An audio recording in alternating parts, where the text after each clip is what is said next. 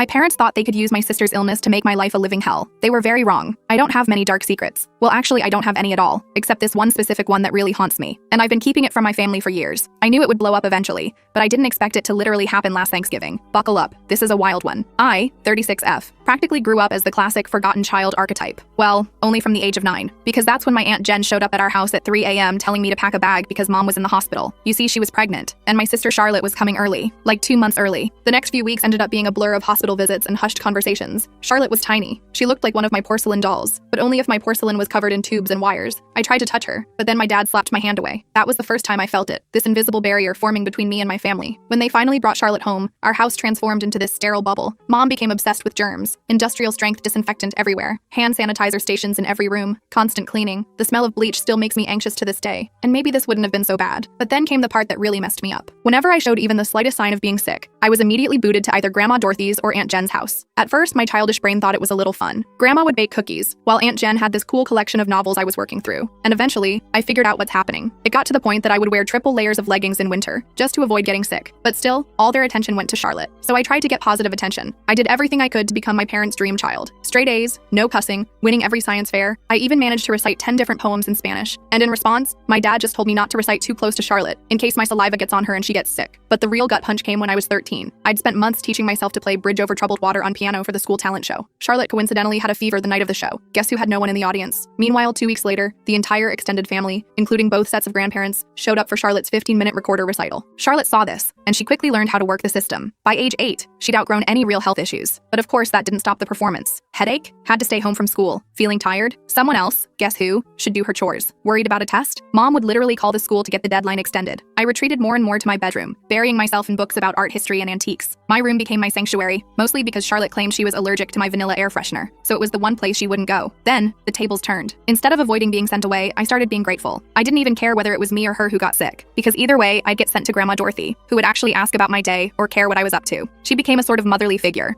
She was the one who got me interested in vintage jewelry. Meanwhile, the only time my parents even mentioned my name was to say some BS like, "Oh, Charlotte just needs more attention because she had such a rough start." Taylor's always been so independent. Taylor understands her sister has special needs. But no, I did not understand. I was a kid who couldn't figure out why having a healthy immune system made me less deserving of love. But hey, at least it taught me self-reliance. When nobody checks your homework or cares about your achievements, you learn quickly to be your own cheerleader. But here's the thing about being invisible. No one's watching your failures or your successes. So do whatever the hell you want. To say I took advantage of this would be an understatement. In just a few months, I changed the course of my life forever. My parents couldn't believe it, and Charlotte finally got what's coming. To this day, I still tell people what I did because I'm so damn proud of myself for it. I would tell you, but I don't have time to in this short video. Click the link or go to my channel to watch it.